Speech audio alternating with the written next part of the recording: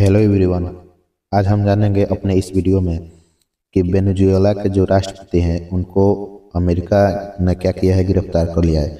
और गिरफ्तार भी करके कहाँ ले गया है, इस पर क्या क्या अटकलें तेज हो रही है, इकोनॉमिक प्रभाव क्या पड़ सकता है, रशिया ने क्या रिस्पॉन्स दिया है, चाइना ने क्या बोला है, ये सब चीज़ें देखेंगे। और यूएसए ने क्या बोला है अपने डिफेंड में, तो एक एक करके इसके बारे में हम देखेंगे। देखिए, पहली बात है तो आप लोग यहाँ पे देख सकते हैं कि वेनेजुएला गैम्बिट जो है रहा है, पहला बात है कि क्या किया है, ये प्रेसिडेंट को क्या मदुरई हैं उनको क्या किया गया है, अरेस्ट किया गया है। लोकेशन जो जहाँ से अरेस्ट किया गया इनको वो का है काराकस, यानी उनका राजधानी।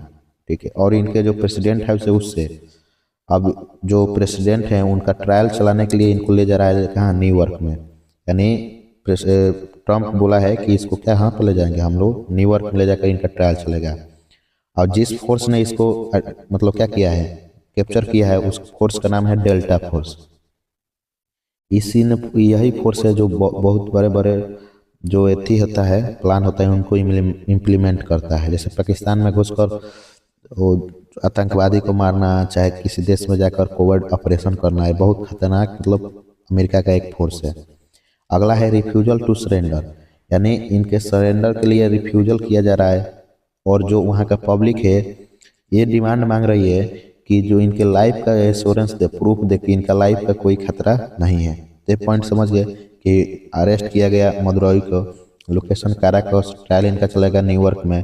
कौन सा फोर्स किया है, तो डेल्टा फोर्स ने। और रिफ्यूजल टू सरेंडर इनका हो रहा है और डिमांड किया जा रहा है कि इनके लाइफ को सुरक्षा दे।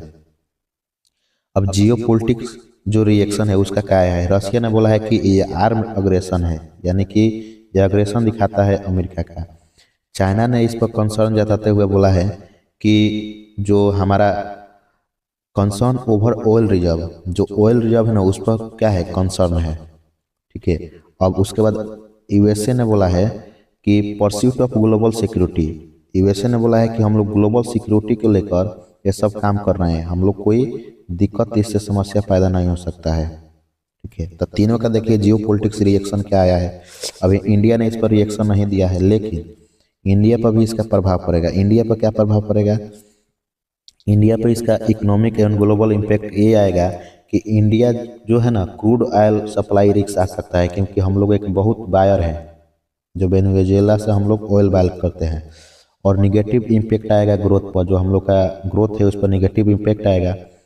और ग्लोबल ऑयल सिक्योरिटी पर भी क्या आएगा, इम्पैक्ट आएगा, क्योंकि पोटेंशियल प्राइस लाइक हो जाएंगे, मतलब जो तेल का दाम है बढ़ जाएंगे। और नेवल ब्लॉकेज हो जाएगा, जिसके वजह से क्या हो जाएगा, बहुत सारे ऑयल बीच में ही रुकना पड़ेगा।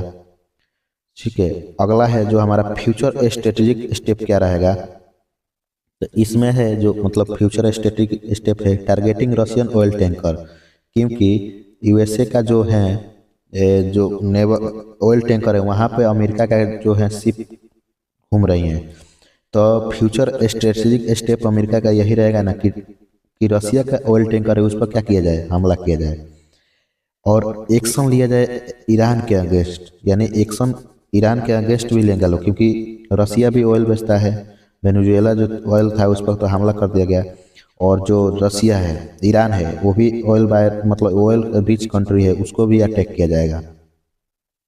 अब हम लोग एजुकेशनल प्रमोशन को देखें तो इसमें क्या होगा, डिजिटल मार्केटिंग, एआई इंटीग्रेशन, ठीक है, और 6 मंथ ड्यूरेशन। तो ये क्या है कि ये इसमें आएगा। ठीक है, तो इससे कोई हमको न्यूज में नहीं लेना है। तो ये रहा हमारा आज का जितने भी इम्पोर्टेंट वेनेजुएला से जुड़े खबर था, जिसके राष्ट्रपति को अमेरिका ने गिरफ्तार करके न्यूयॉर्क ले गया है। तो आपको पूरा डाउट क्लियर होगा। अगर कोई डाउट रहता है तो हम उस पर वीडियो बनाकर समझा देंगे।